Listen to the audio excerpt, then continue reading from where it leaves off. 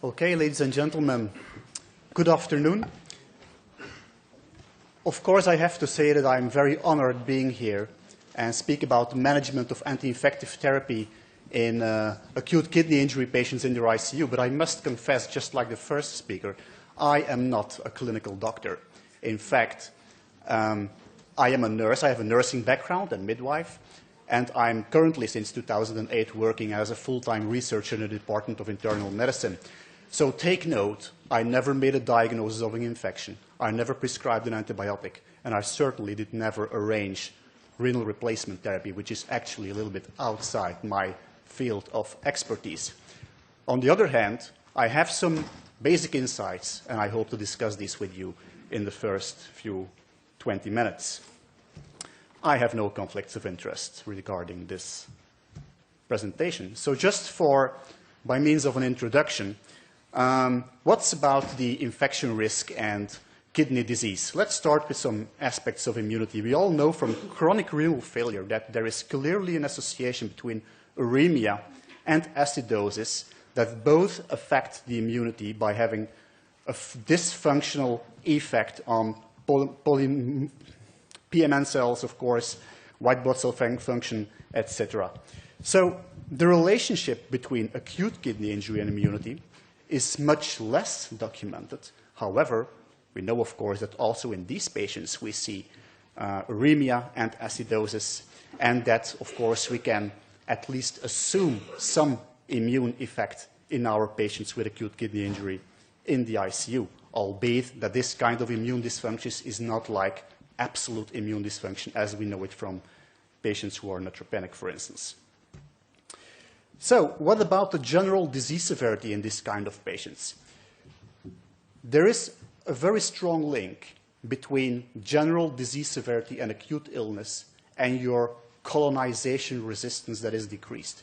And these are data from a very old study in the 60s, actually, while you still could do such studies like this. This is an experimental study in which they put a colony of gram-negatives and put them into the oropharynx of healthy volunteers, moderately sick patients, and very sick patients.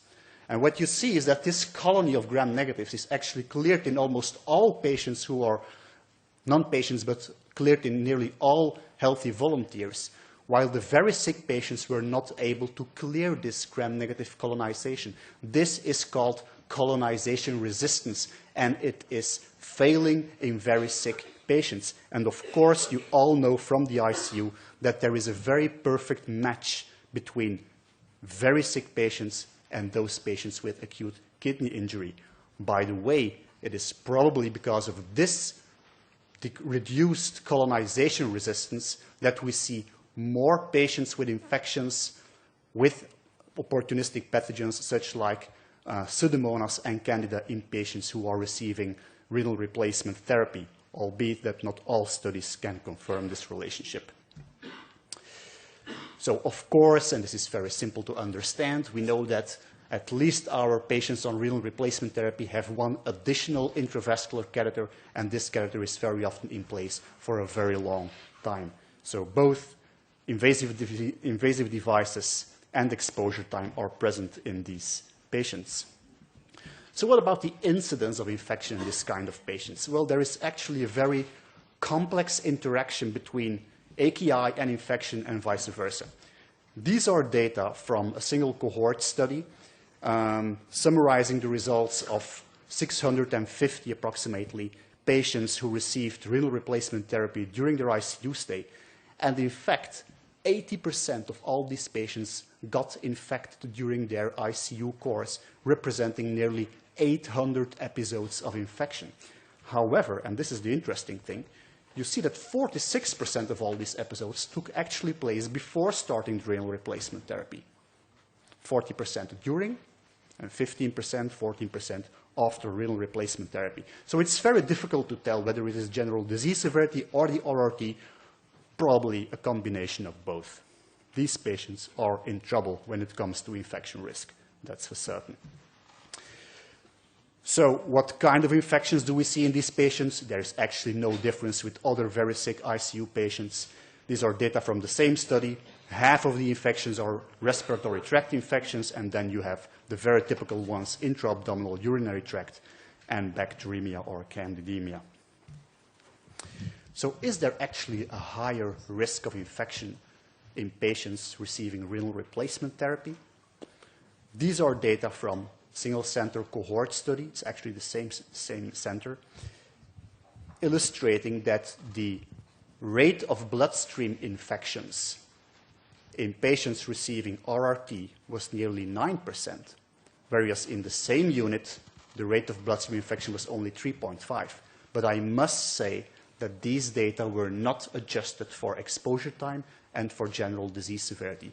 However, more than twice as high is something to take into account.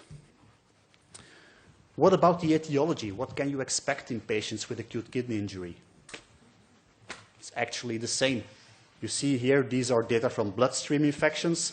Half of the infections are caused by gram-positives, CNS, enterococci, Staph aureus, 40% gram-negatives, and 10% candida. And that's nearly the same in nearly all studies. Perhaps we can say that in this study, there is a minority of infections caused by Pseudomonas. You would think that Pseudomonas is a little bit higher in this cohort. 10% for candidemia is also a little bit higher than average. This can be expected. Take note that renal replacement therapy, since many years now, always is among the top risk factors for candidemia. This is why. And you see in the back downstairs that about 50% of these infections were caused by multi-drug resistant pathogens. Do not rely too much on this figure because resistant data are totally dependent on the unit you're working in. And by the way, these data are 10 years old. So this brings us finally to the basic conditions for an optimal antibiotic therapy in patients with acute kidney injury. And the first two conditions are give your first shot as soon as possible, but after taking cultures, of course. Make sure your nurses know. And your empiric therapy, very simple, should cover the causative pathogen. Adequate dosing, we come to that later. So essentially, you make a blind guess of the usual suspects of the pathogens that are involved. And you need to make an assumption of the overall risk profile of being there and the multi-drug resistant pathogens involved in this infection. And I can tell you, basically, there is no difference in way of thinking whether this patient is AKI or non-AKI. Nevertheless, I will go over the most essential things.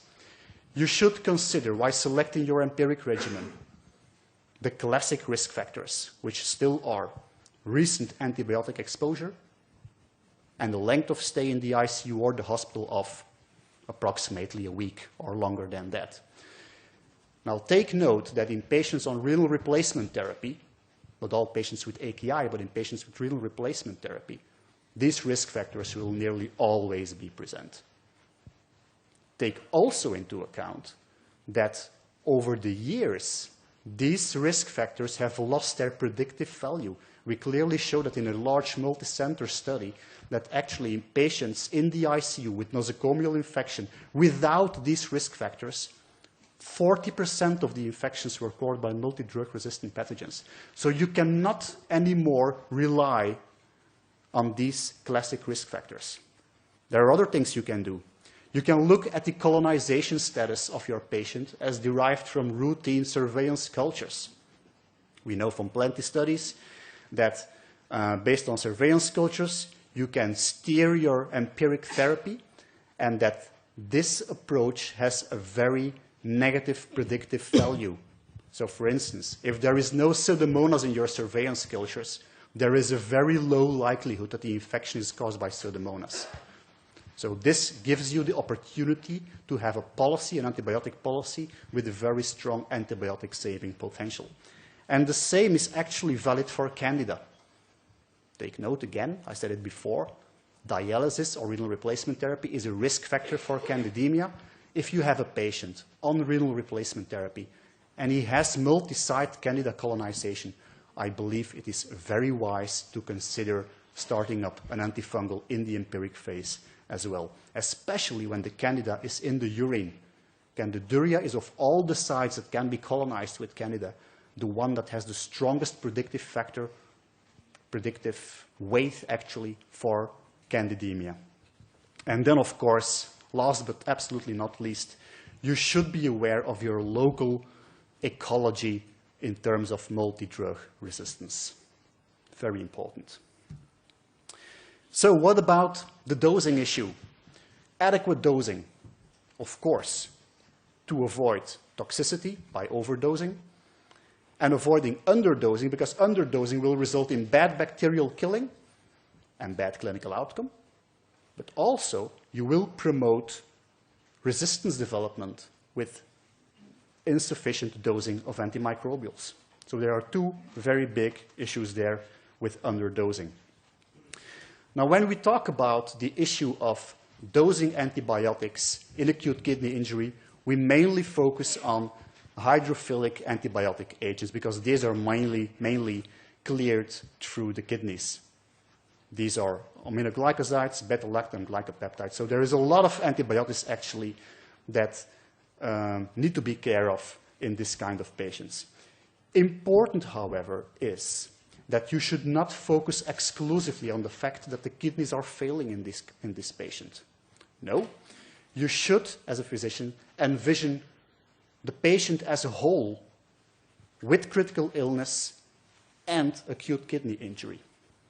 And in fact, last year we tried to summarize the impact of critical illness on the pharmacokinetics of antibiotics in ICU patients in some conceptual frame, summarizing all the factors that take a main role in it.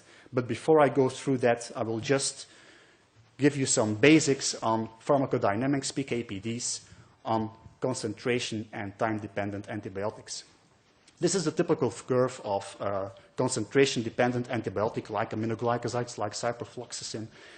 The objective here is to optimize the antibiotic effect by a very high maximal concentration.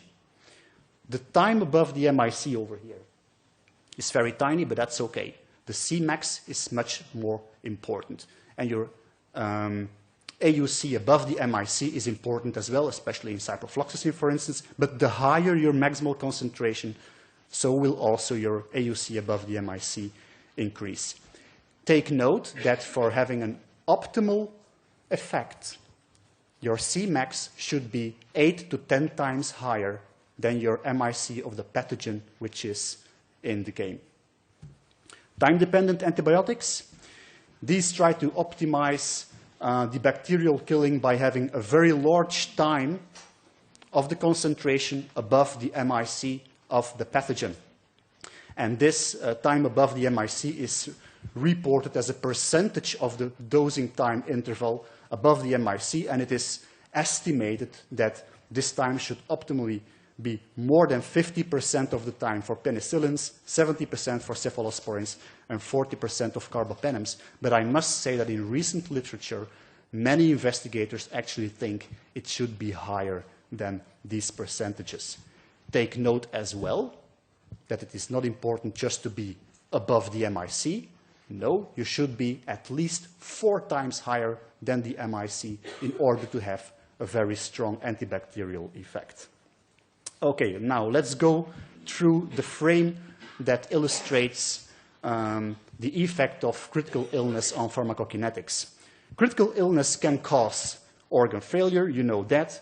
In case of acute kidney injury, you will have decreased clearance of hydrophilic agents resulting in increased antimicrobial dosages, concentrations of these agents. The same we see with hepatic failure, resulting in increased antimicrobial concentrations of lipophilic agents that are mainly cleared by the liver. However, critical illness has much more phases than organ failure, such like sepsis on itself, burn injury, or major surgery. And all these things, more or less, result in what we call systemic inflammatory response syndrome. And this is characterized by vasodilatation, increased cardiac output, and very important in this regard, a large capillary leak. Now, because of that, you know you may not do so, but you will probably give some fluids and vasoactive agents, and this creates, in fact, an increased volume of distribution of hydrophilic antimicrobial agents, actually decreasing the concentrations of these agents. Now, the capillary leak and the hepatic failure will result in hypoalbuminemia, and due to a complex of fluids extravasation and decreased protein binding, these both will again increase the volume of distribution of these agents, resulting again in decreasing the concentrations. Take note as well that if you have decreased protein binding, that the free fraction of your antibiotic will be cleared at a higher pace, again decreasing your antimicrobial concentrations. And there is more. Because you give inotropics and fluids, you will have an increased renal blood flow. And in patients, of course, without acute kidney injury, you will actually increase the renal clearance. This is called augmented renal clearance. The risk factors for that have been described by the team in Brisbane. And also here you will have an increased clearance with decreased antimicrobial concentrations. And to finalize, actually, in some of your patients, you will have post-surgical drainage, also contributing to the increased volume of distribution. And finally, you will have extracorporeal circuits, also adding an increased VD of hydrophilic agents. So it is clear that you will have, of course, the risk of increased concentrations in your patient with acute kidney injury, but there are a lot of factors actually tearing this concentration down. So basically, you can summarize it in this figure over here, which on the bottom has your renal clearance going from impaired in acute kidney injury up to augmented, and you will have your volume of distribution over there going from low in dehydrated patients to high in critically ill patients. And you will have here on your left, you will have your target concentration somewhere here in the faded zone. Now it's of course much too naive to think that in a situation where you have impaired kidney injury and a high volume of distribution that you will end up somewhere here. That would be very naive. But in fact, there are some factors that result in the fact that concentrations come to normal. And I wish to go to some studies who actually illustrates that.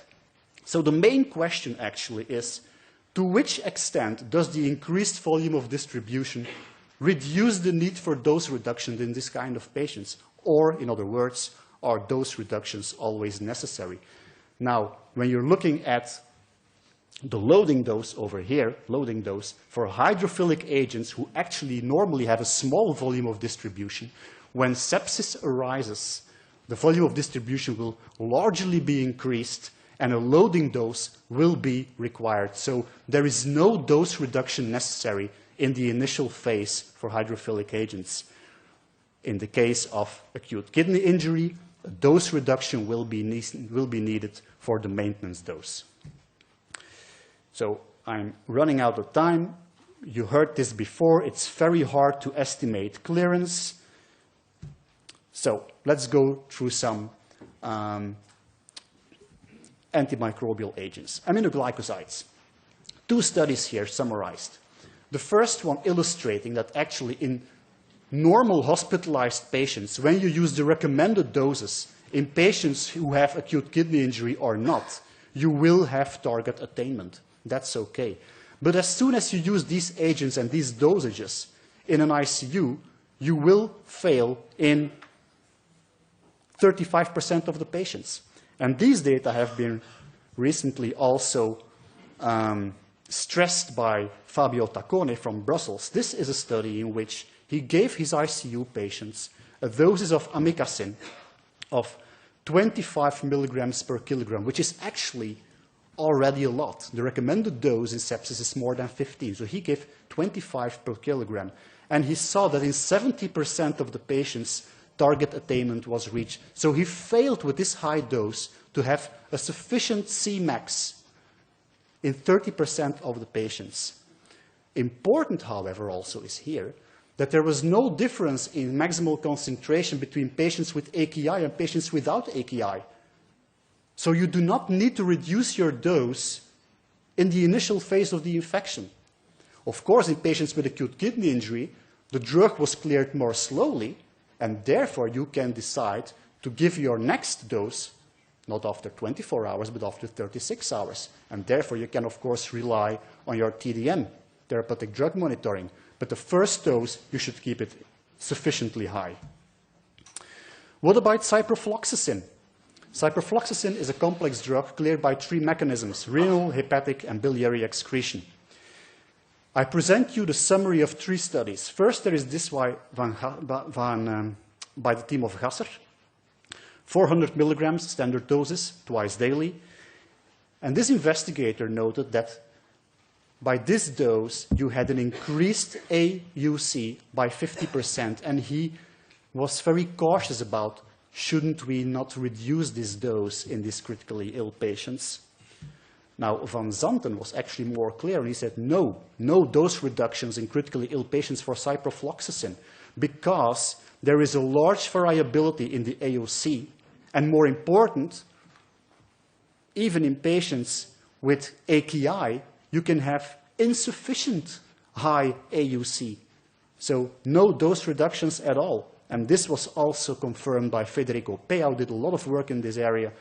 He also does not recommend dose reductions for ciprofloxacin with this dose, and he noted that there is no accumulation of AKI in this kind of patients. Now, the reason for that might be that it has been observed a long time ago already, that if the kidney is failing, that you can see that there is an increased proportion of biliary excretion in this kind of patients, which might serve as a kind of safety mechanism in case of acute kidney injury. What about beta-lactams? A lot of them are used. Again, a study of Fabio Taccone, study evaluating 4 types of antibiotics, evaluating the PK/PD target defined as the percentage of the dosing interval at least 4 times higher than the MIC like it should. He evaluated carbapenems, piptazo, ceftazidime, and cefepime. And he used the standard recommendations also in patients with acute kidney injury. So used standard dose reductions, as you can find them in the Sanford guide. What about meropenem? You know that the target percentage of time above 4 times the MIC should be more than 40%. And the average time above the MIC was 57%. An adequate pharmacokinetic profile was found in 75% of the patients. So using standard dosages in a quarter of the patients, insufficient PK target attainment was achieved. But piperacillin tazobactam is much more problematic. You should be above 4 times the MIC 50% of the time at least. And the average time period above this threshold was only 33%. Now you can see that there was at least 1 patient in which during the total dosing interval, the PK target was not achieved. Now this is completely futile antibiotic therapy with standard dosages. Okay?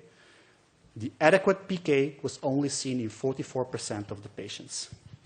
Even more dramatic it was for ceftazidime, only 28% target attainment, and 16% only by using standard doses for cefepime.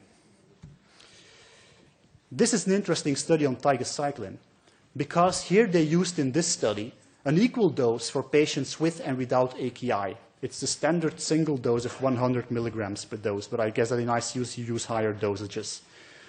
And in fact, the PK was optimized by the fact that patients were failing on their kidneys. So you can almost say, thanks to the acute kidney injury, the PK was optimized. The infection was better treated. Yeah, something like that. One small word on vancomycin. This is an observational study from Jan de Waele. More than 200 patients receiving vancomycin in continuous infusion after a loading dose. And in fact, this study also indicated that higher creatinine elevated creatinine concentrations actually were an independent predictor for target attainment, again illustrating that, in fact, the failing kidneys support the better pharmacokinetics of the antibiotic. These are some data from the DALI project, from a study in the belly of the European Society of Intensive Care Medicine. And this study here illustrates the doses given of vancomycin in critically ill patients, in patients on renal replacement therapy, or in various degrees of renal failure. And based on this, you can actually see that ICU physicians are afraid of really hard dosing vancomycin. In fact, the dosages are a little bit not high enough. You should give 15 to 20 milligrams per kilogram twice daily, perhaps even 3 times daily. And you can see, actually, we're not coming there. Now, what was the result? The trough concentration in many patients was not achieved, absolutely not achieved. The other PK/PD parameter, an AUC above the MIC of 400, was also not achieved in many of these patients. And I must say that a lot of researchers think that 400 is not high enough at all. So, how to deal with this problem? You have an increased VD, at least for hydrophilic antibiotics. Always use a loading dose. For beta-lactams, your initial bolus dose normally should be enough. And some researchers recommend to give the normal dosage, non-renally adjusted, for the first 1 to 2 days. Then you step down to your maintenance dose, and then you can look for reduced dosages. So for concentration-dependent antibiotics, no dose reductions, but increasing the time interval of your dosing.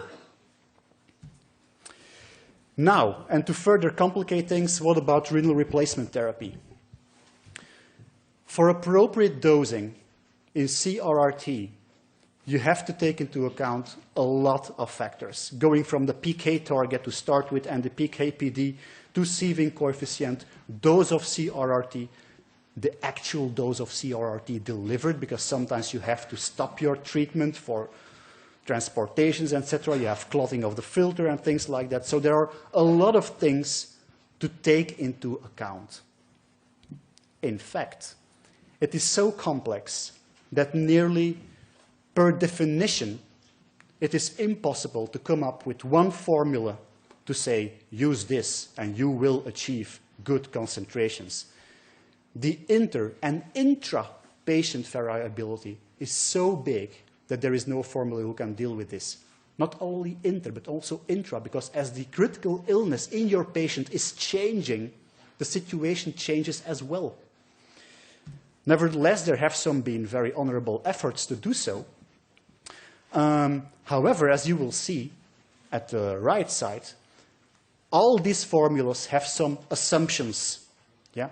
And this is, of course, one of the problems, because many of these assumptions may not be valid. And none of the formulas take all factors into account. The dosages also in individual studies from literature may not be valid to your situation in your ICU with your patient. The dose of CRRT used in the studies might also be variable within the same study. Take note of that. And of course, you all know that the recommendations for dialysis in chronic renal failure are absolutely not valid for this kind of patients, because you use another approach of CRRT or dialysis in general, and the differences in PK. So the team from Brisbane with Jason Roberts and Jeffrey Lipman tried to bring up another approach based on the basic principles that your loading dose is mainly depending on your volume of distribution of your agent, and that your maintenance dose actually mainly depends on clearance of the agent. And they proposed in this reference by Gordon Choi, which is, I can absolutely recommend this paper. It's an excellent systematic review. They provide several algorithms trying to do their best. However, they also say none of these algorithms have been validated. Even stronger, these are some of the validated, yeah. Even stronger, this is a team that also invested in a service of therapeutic drug monitoring. They have a lot of experience in that. And their final results, actually, from their first proof of concept paper was that in 75% of all their ICU patients, they have to adapt their dosing in critically ill patients. And in 50%, dose increases were necessary after the first result of the TDM came in. Now, please take note that this is an ICU team with a very strong clinical and research focus on this kind of problems. And even they have to admit, we fail. We fail all the time. We just don't know the answer, but they are looking for it. So I'll skip my conclusion because I'm way out of my time frame for speaking. Thank you.